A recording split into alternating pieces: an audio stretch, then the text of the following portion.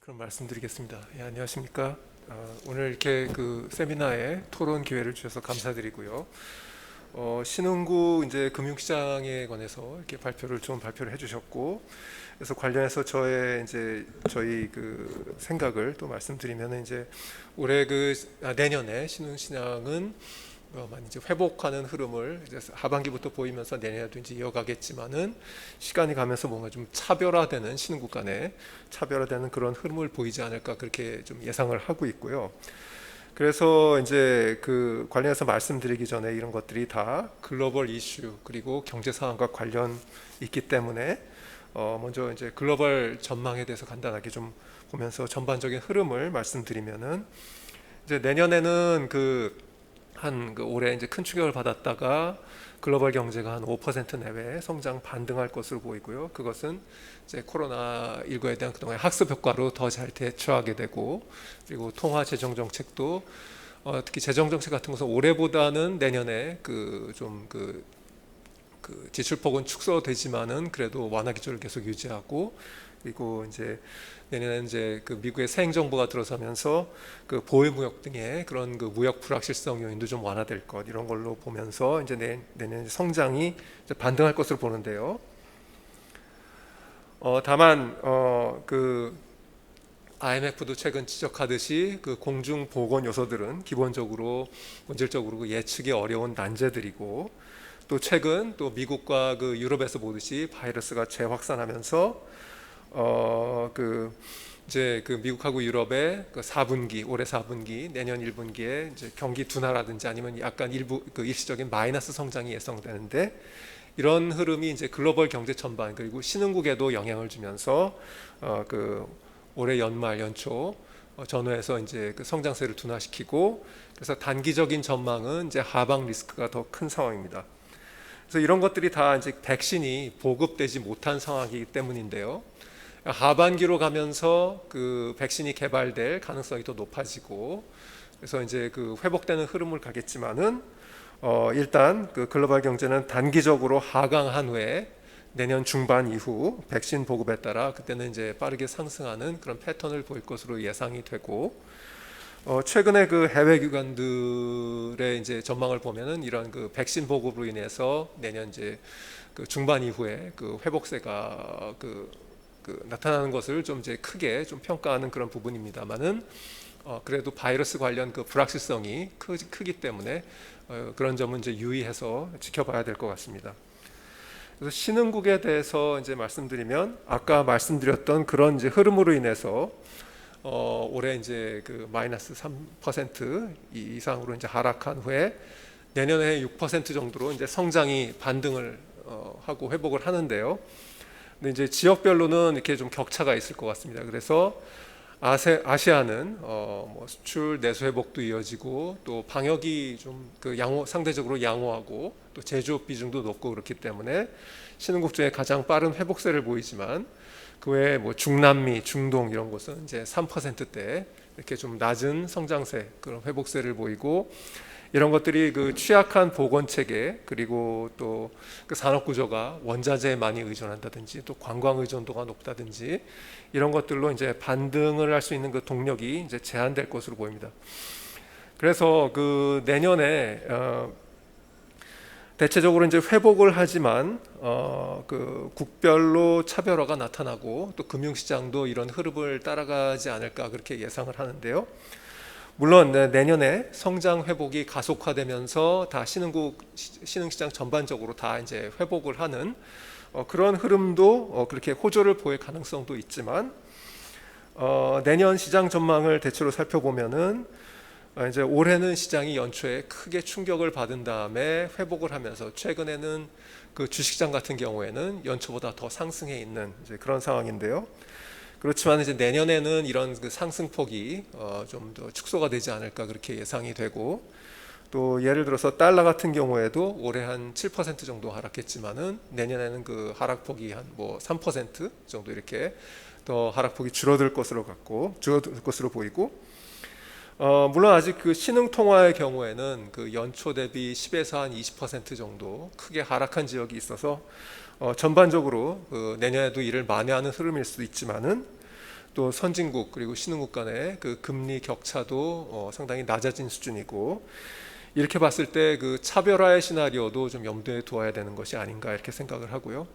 그래서 그 연초 특히 상반기에는 뭐 백신이 보급이 이제 활발하게 그 이루어지고, 그러면서 경제가 회복이 되고 그 흐름을 따라서 이제 금융시장도 많이 이제 상승을 하다가 하반기 가면서 그 추가적인 그 상승폭이 줄어들면서 이런 그 차별화의 흐름을 양상을 나타낼 수 있지 않을까 그렇게 이제 예상을 합니다. 그래서 그 차별화 관련해서 그 방역 능력이라든지 또 산업 구조도 있고, 또 이제 정책 여력 관련해서 말씀을 드리면 이렇게 그 오른쪽 아래 표가 있는데요. 그래서 그 재정이 이제 튼튼하고 반면 그 대외 수지가 약한 뭐 체코, 인도네시아, 뭐 터키 이런 나라들인데 이런 곳들은 그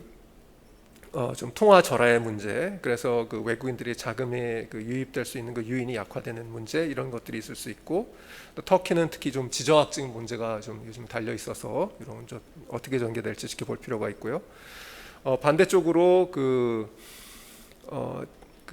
대외 수지는 이제 그 양호하지만 재정적으로 취약한 브라질, 인도 이런 나라들은 좀 부채 문제 이런 것들이 대두될 수가 있고, 또 이 양쪽으로 그 재정 그리고 대외 수지가 다 취약한 뭐 남아공 뭐 이런 나라들은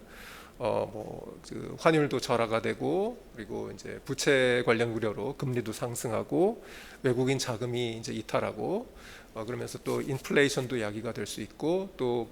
그 취약한 재정을 보완하기 위해서 그 금리를 낮게 유지해야 하기 때문에 그 통화를 계속 완화 기조로 유지하는, 그러니까 재정 정책을 따라서 통화 정책이 그 종속되는 그런 문제가 발생할 수 있고요. 그 반대쪽으로는 이제 대외 수지 그리고 재정 쪽이 다 강한 뭐 한국이나 대만 이런 경우에는 반대로 통화 절상 그리고 외국인 자금 유입이 과다하게 이루어지고 또 환율의 오버슈팅이 발생할 수 있는 이런 문제들이 있을 것으로 예상이 됩니다. 그래서 이렇게 각 나라마다 그 상황에 따라서 성장의 수혜나 그 경제 실적이 이제 달라지는 그런 현상이 있을 수 있을 것으로 보고요. 그 다음에 그 글로벌 이슈 관련해서는 아까 이제 그 코로나 바이러스 관련에서는 여기서부터는 이제 슬라이드는 없고 이제 말씀을 드리면은 신흥국에서도 이제 최근에 바이러스가 재확산되면서 그 신흥 유럽 쪽에 많이 이제 바이러스가 많이 확산됐고, 또 남미가 상승세고, 또 아시아는 이렇게 좀 그 확진자 수가 유지를 하고 있지만은 그 높은 수준인데요. 신흥국도 아까 말씀드렸듯이 이제 4분기의 성장의 그 회복세가 둔화될 것으로 보이고, 다만 그 봉쇄라든지 이런 게 좀 좀 제한적으로 이루어지고 하기 때문에 올해 그 4월과 같은 그런 극심한 수준은 아니고 대체로 다 그 플러스 성장을 이어가면서 그 성장세가 둔화되는 그런 상황으로 보이고, 백신의 보급이 신흥국들도 내년에 이제 이루어지겠지만 그 중에 좀 빠른 곳이 이제 EU 회원국이라든지 뭐 칠레 이런 나라들이고, 또 일부 아시아 국가들 이렇고, 그렇지만 이제 전반적으로 선진국에 비해서 느리고요. 그래서 해외 기관들은 그 미국이나 유럽의 경우 백신 보급이 내년 이제 2분기나 중반 되면서 그 상당한 수준이 될 것으로 보는데, 신흥국들은 이에 비해서 백신 보급이 시간이 걸리면서 그 바이러스가 확산되고, 그러면 이제 다시 봉쇄를 강화하고, 그러다가 바이러스 감염이 줄어들면 다시 봉쇄를 완화하면서 다시 이제 바이러스가 재확산되는 이런 사이클을 좀 당분간 보일 수 있지 않을까 이렇게 예상이 되고요. 그리고 또 아까 이제 정익식 박사님께서 또 바이든 행정부 정책과 신흥국에 대해서 또 말씀을 해주셨는데, 저도 좀 덧붙여서 좀 말씀을 드리면은 대체로 이제 그 지역적으로 봤을 때 저희가 보기에는 그 미국하고 교역이 많은 아시아나 중남미 이런 쪽은 좀 수혜가 예상이 되고요. 뭐 무역 불확실성이라든지 이런 거가 줄어들고 교역이 늘어나기 때문에 그렇게 보이지만은, 신흥국들이 이제 환경이나 노동 제도가 취약한 나라들이 많기 때문에 이런 나라들은 좀 그 무역 협상에서 불리해질 소지가 있지 않을까 이렇게 보고요. 그래서 나라나 지역별로 좀 말씀을 드리면, 이제 중국은 그 통상 갈등은 좀 이제 완화되는 양상을 보이겠지만 전반적으로 뭐 기술이라든지 뭐 인권, 환경 등 관련해서 전반적으로 봤을 때는 그 바이든 행정부하에서 미국의 어떤 그 미국과의 갈등이 최소한 뭐 유지되거나 더 심화될 것으로 보고 있고요. 아시아 쪽에서는 이제 그 RCEP이 이제 체결되면서 또 이에 대응해서 미국도 CPTPP에 가입을 추진하고 그럴 경우 이제 교역에 중장기적으로 계속 이제 도움이 될 것으로 보이는데 그렇지만은 이제 많은 아시아 국가들이 중국에 대한 의존도가 높기 때문에 또 미국이 그 동맹국과의 연대를 통해서 그 중국에 대응하려고 할 경우 이런 그 미중 간의 그 양자택일의 갈등 상황에 놓일 수 있는 점 이런 점들을 유의할 필요가 있고 또 바이든 행정부의 정책과 관련해서 뭐 그 전기차라든지 뭐 배터리라든지 이런 그 신기술적으로 대응할 수 있는 그런 나라들은 그 혜택을 볼 수 있는 여지가 있지만 전통적 산업에 대한 의존도가 강하거나 예를 들어 전통 그 자동차 산업에 의존도가 강한 태국이라든지 아니면 원자재 의존도가 강한 나라, 높은 나라들 이런 쪽은 좀 불리해질 수 있지 않을까 생각이 되고요. 아무래도 중남미의 경우에는 이제 그 미국으로 공급망이 이제 재편이 이루어지면서 그런 점에서 수혜를 볼 수 있을 것으로 생각됩니다. 그리고 미국이 이제 트럼프 행정부하에서 그 지원도 축소했기 때문에 이런 거 다시 재개되고 할 수 있지만은 환경, 노동 이런 그 제도가 취약해서 이런 점에서 갈등을 빚을 수 있는 거 이런 점들이 예상이 되고요. 마지막으로 이제 금융지수, 불안지수 관련해서 간단하게 말씀드리면 아까 정영식 박사님께서 발표를 해주시면서 그 여러 나라의 추이하고 관련지어서 자세히 설명을 해주셨는데 이렇게 그 많은 나라들의 상황과 잘 맞물려서 잘 반영되어 있는 것으로 생각이 되고요.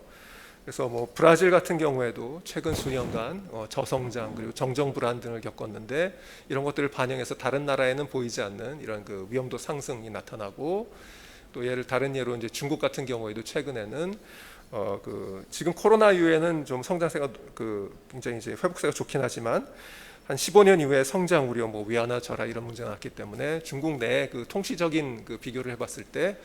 최근 수년간에 이제 위험도가 높게 나타나는 등 여러 가지로 잘 반영되어 있는 것 같습니다. 그래서 이런 그 관련 연구를 계속 잘 해주시고 운영하고 계속 개선하셔서 관련 연구에 많은 도움을 주시기 바랍니다. 네, 이상입니다.